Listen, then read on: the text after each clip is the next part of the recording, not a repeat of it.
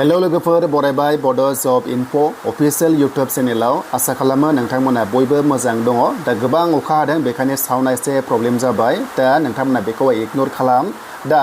good निउसआ बेनो जे आबादारिफोरनि थाखाय लेटेस्ट आपडेट सफैबाय बेनो जाबाय पीएम किसान दा पीएम किसान 20 किस्ति सोनाय डेट फोसावबाय जेराव सासेयाव जोङो बोसोराव 6000 मोननो हायो दा आबादारिफोरनि राङारि अनसुंथाइ बेखौ मोनदा नामा गोबां सोंगासिनो दंमोन मोनगोन नाथाय बाजेट जायाखैमोन नाथाय बाजेट जाबाय दा बेखायनो डेट फैबाय आरो बे डेटआ माब्ला मोनगोन होनोबा साननैनि गेजेराव मोनसिगोन नोंथांमोना बेनिखायनो जों नायगोन अफिसियेल डेटखौ जाय नोंथांमोना चेनेलाव गोदान साबस्क्राइब खालामना ला जाहाथे लेटेस्ट भिडिअ नोंथांमोना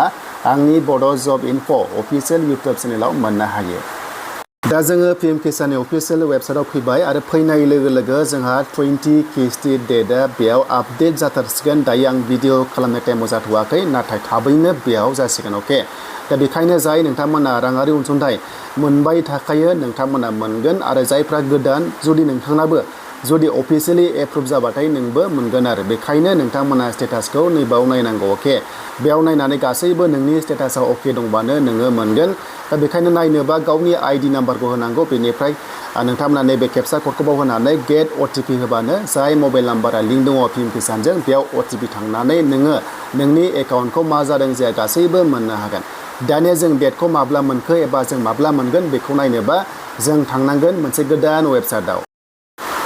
थ' दायो जों मोनबाय गोदान वेबसाइटआव बेनो जाबाय पीएम इभेन्ट्सआव फैनाय लोगो लोगो नोंथांमोननि पीएम किसान 20 किस्ति डेट फोसावबाय बेनो जाबाय 2 आगष्टआव अके माने 2 खालार खालि 2 आगष्ट खालि नोंथांमोना जोंनि अल इन्डिया 9,70 लाख बेनिफिसारिया मोननो थांगासिनो दङ गोबांथार बेनिफिसारि बारायबाय बेखायनो बाजेटआ जायाखैमोन जानांगौ बेखायनो लेट जादोंमोन नोंथांमोननि डेटआ दा फाइनालि गोदान डेट फोसावबाय 2 आगष्टआव नोंथांमोना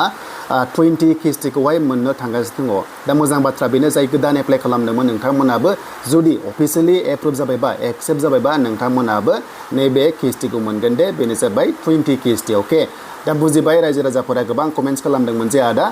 माब्ला मोनमारगोन पीएम किसाननिया दा डेट गैयामोन नालाय बेखायनो भिडिअ खालामाखैमोन नाथाय खायसे चेनेलाव गोबांथार भिडिअ होबाय जे पीएम किसानखौ मोनला एबा मोनबाय होननानै बेयावनो एसे गोनो गोथो जादों नाथाय डेटआ बिसोरनो 2 आगष्टआव फैबाय फाइनालि फैबाय अफिसियेलि 20 किस्तिखौ नोंथांमोना 2 आगष्ट खालि मोननो थांगासिनो दङ दा बेखायनो भिडिअखौ मोजां मोनदोंबा लाइक खालाम कमेन्ट्स खालाम आरो हानाय एसेबां शेयार खालाम जाहाथे बयबो रायजो राजाफ्रा मिथियो आरो लोगोसे नैबे किस्तिखौ 20 किस्तिखौ नोंथांमोना बख'नानै लानो हायो आरो अके दा बेनो दिनैनि लेटेस्ट आपडेटआ पीएम किसाननि रां हाबसिगोन बेनो जाबाय 2 आगष्ट खालि एबा 2 खालार खालि नोंथांमोना एकाउन्टआव चेक खालामदो बयबो